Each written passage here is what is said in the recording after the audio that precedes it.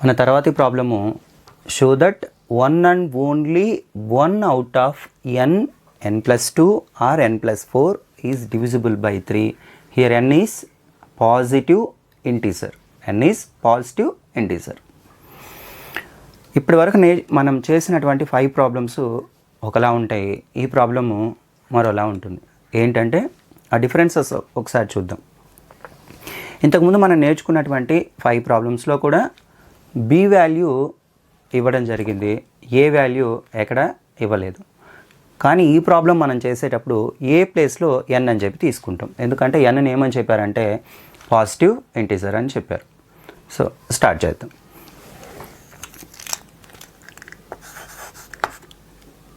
let a equal to n where n is positive integer, b equal to 3. Euclid division lemma is a equal to bq plus r 0 less than or equal to r less than b. a place లో n ని, b place లో 3 ని substitute చేస్తే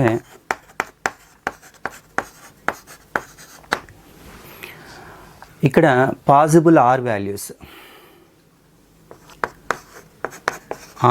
ఏమవుతాయి? 0 అవ్వచ్చు, లేకపోతే 1 అవ్వచ్చు, లేకపోతే 2 అవ్వచ్చు. అప్పుడు ఎన్కి పాసిబుల్ వాల్యూస్ ఏమవుతాయి? 3q అవ్వచ్చు, ఆర్ 3q ప్లస్ 1 అవ్వచ్చు, or n equal to 3q plus 2 అవ్వచ్చు. ఇలా రావచ్చు. n ఈక్వల్ టు 3q అయితే n is divisible by, if n equal to 3q then n is divisible by 3. n equal to 3q అయినప్పుడు nని 3 divide చేస్తుంది. అయితే ఇదే కేసులో n+2 ఏమవుతుంది? 3q ప్లస్ 2 అవుతుంది. 3q ప్లస్ 2 కాబట్టి ఇది 3 మల్టిపుల్కి ప్రిసీడర్ అవుతుంది.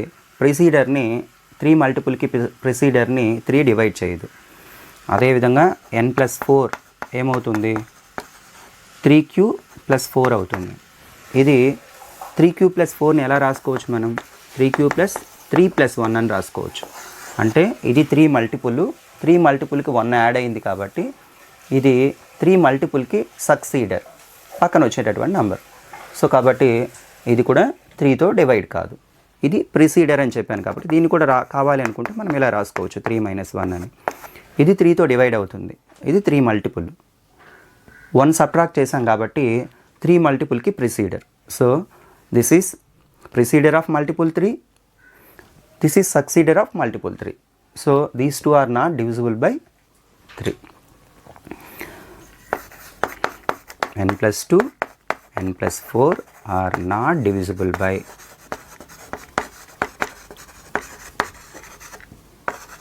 3. ఇది మనకు కేస్ 1. ఇది సెకండ్ కేస్ తీసుకుంటే case 2. If n equal to 3q plus 1,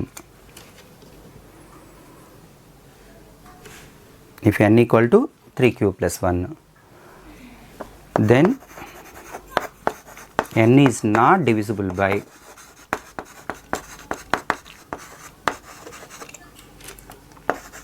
3.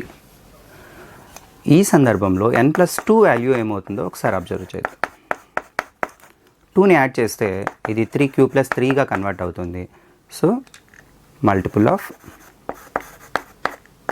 This is multiple of 3, ఇది మల్టిపుల్ ఆఫ్ 3 అవుతుంది. సో n+4 ఏమవుతుందో ఒకసారి చూద్దాం. n ప్లేస్లో 3q ప్లస్ 1 రాయాలి ప్లస్ 4. 3q ప్లస్ 5 అవుతుంది. సో 3q ప్లస్ 5ని మనము 3q ప్లస్ 6 మైనస్ 1 అని కనుక అనుకుంటే ఇది మల్టిపుల్ ఆఫ్ 3, అందులో 1 సబ్ట్రాక్ట్ చేశారు కాబట్టి ప్రెసీడర్ అవుతుంది. 3 మల్టిపుల్కి ప్రెసీడర్ కాబట్టి అది 3తో డివైడ్ కాదు. సో ఈ కేస్ 2లో n equal to 3q plus 1 అని అనుకున్నప్పుడు n 3తో డివైడ్ కాలేదు, n+4 కూడా 3తో డివైడ్ కాలేదు. ఇక్కడ డివైడ్ అయింది ఒకటే, ఏంటది n+2 మాత్రమే డివైడ్ అయింది. నెక్స్ట్ మనం కేస్ 3కి వెళితే, కేస్ 3కి గనక మనం వెళ్తే, కేస్ 3 కనుక మనం వెళ్తే if n equal to 3q plus 2 కనుక తీసుకుంటే దెన్ n ఈజ్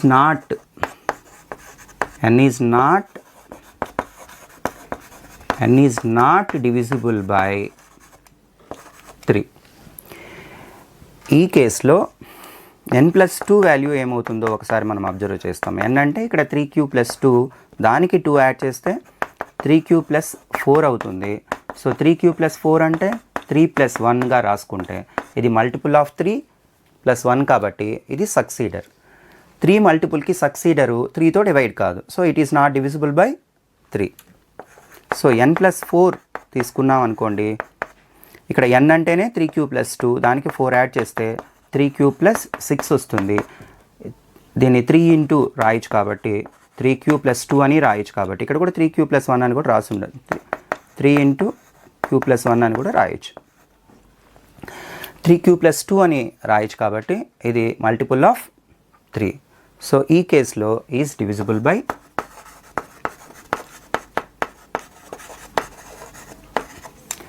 సో మనం 3 కేసెస్ని ఒకసారి జాగ్రత్తగా అబ్జర్వ్ చేస్తే n ఈక్వల్ టు 3q అయినప్పుడు n మాత్రమే 3తో డివైడ్ అయింది.